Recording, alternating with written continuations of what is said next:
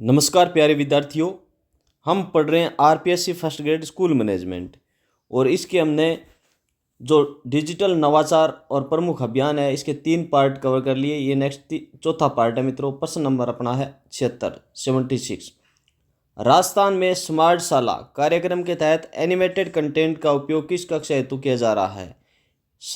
Smart शाला के लिए एनिमेटेड जो कंटेंट है किस कक्षा हेतु किया जा रहा है? तो कक्षा 1 से 5। छोटे बच्चों को कार्टून और एनिमेशन के माध्यम से गणित और अंग्रेजी पढ़ाना अधिक प्रभावी होता है। राजीव गांधी कैरियर पोर्टल में विद्यार्थियों को प्रवेश परीक्षा की जानकारी किस भाषा में मिलती है?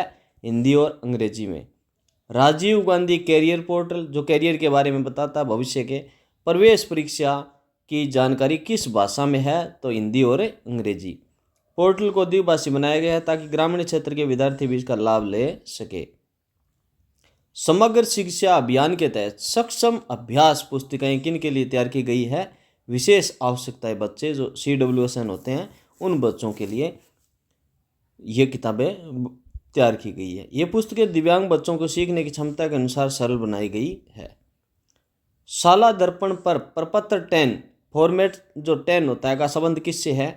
यह शिक्षक या कार्मिक के व्यक्तिगत विस्तृत विवरण से। जब आप लगोगे तब आपको इसके बारे में और ज़्यादा जानकारी हो जाएगी। फिलहाल आप इतना रखो कि शिक्षक से संबंधित होता है, प्रपत्र 10 होता है, पूरी जानकारी होती है शिक्षक की उसके अंदर।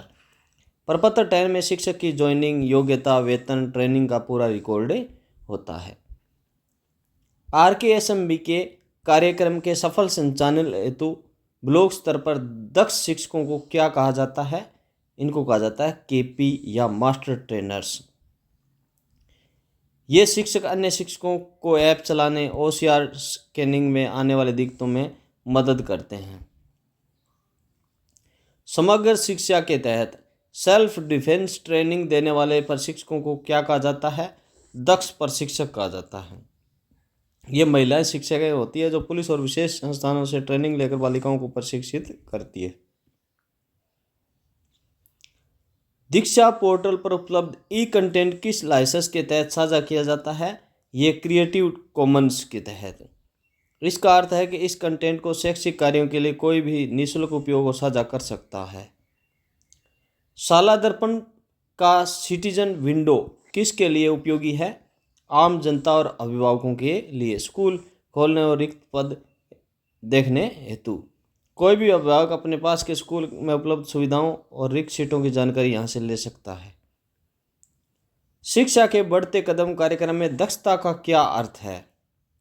किसी कौशल या अवधारणा को व्यवहार में उपयोग करने की क्षमता। कार्यक्रम में दक्षता का मतलब क्या है? किसी कौशल या अवधारणा को व्यवहार में उपयोग करने की क्षमता। RKSMB का पूरा ध्यान रटने के बजाय कौशल सीखने पर है, यानी कॉम्पिटेंसी बेस्ड लर्निंग है।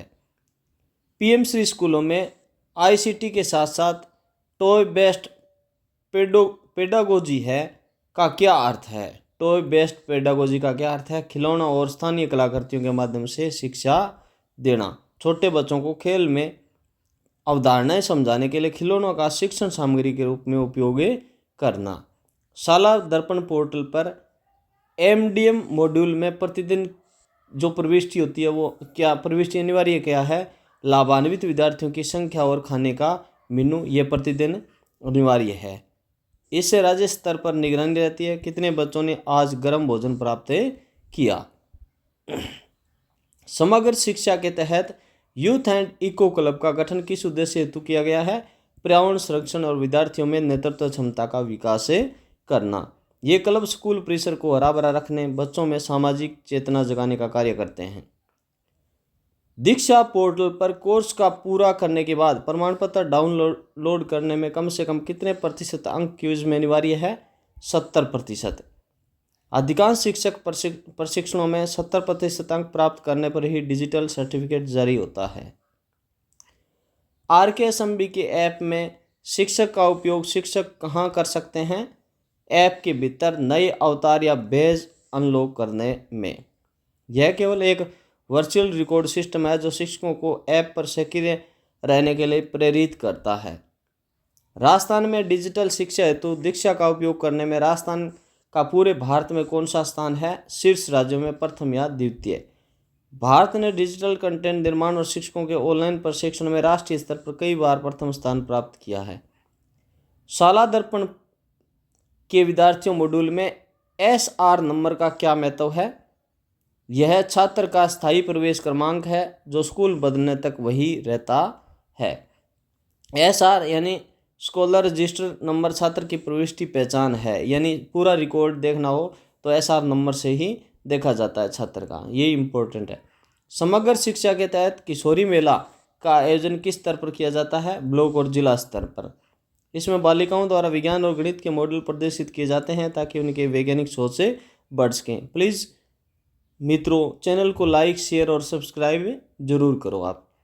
शिक्षा वाणी कार्यक्रम के तहत मीना की दुनिया रेडियो ड्रामा कितने एपिसोड की श्रृंखला है? 100 से अधिक एपिसोड की श्रृंखला है। यह एक बहुत ही लोकप्रिय रेडियो सीरीज है जो बाल अधिकारों और सामाजिक कुरीतियों पर आधारित है। RKSMBK के तहत वर्कबुक का वितरण किन कक्षाओं के लिए किया जाता है? 1 से 8 हिंदी, अंग्रेजी और गणित हेतु। कार्य पुस्तकें ब्रिज कोर्स के लिए आधार कार्य करती है। शाला दर्पण पर वोकेशनल एजुकेशन की प्रविष्टि किस टैब के अंतर्गत होती है? विद्यालय टैब, स्कूल टैब के अंदर होती है। स्कूल में चल रहे व्यावसायिक ट्रेड या लैब की जानकारी इसी टैब में भरी जाती है। समग्र शिक्षा के तहत टोकन मनी का उपयोग किस हेतु किया जाता है? किसी योजना की शुरुआत हेतु प्रारंभिक बजट के रूप में। प्रशासनिक शब्दावली में किसी बड़े प्रोजेक्ट के लिए जारी की गई शुरुआती छोटी राशि है। दीक्षा पोर्टल पर पढ़ने के अलावा शिक्षक स्वयं का कंटेंट भी अपलोड कर सकते हैं। इस प्रक्रिया को क्या कहते हैं? इसको कहते हैं क्राउड सोर्सिंग। देश भर के शिक्षक अपने नवाचार इस पोर्टल पर साझा कर सकते हैं ताकि दूसरे भी उनसे सीख सकें।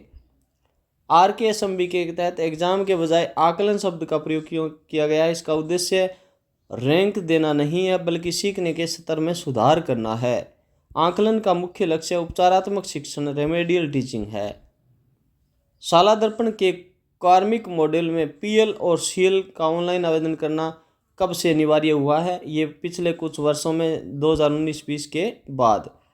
अब शिक्षकों को छुट्टी के लिए कागज़ के बजाय ऑनलाइन आवेदन करता होता है, जिसे एडवांस्ड ऑनलाइन ही अप्रूव करते हैं। शिक्षा दर्शन कार्यक्रम के लिए वीडियो कंटेंट निर्माण हेतु किस शहर में स्टूडियो स्थापित किया गया है?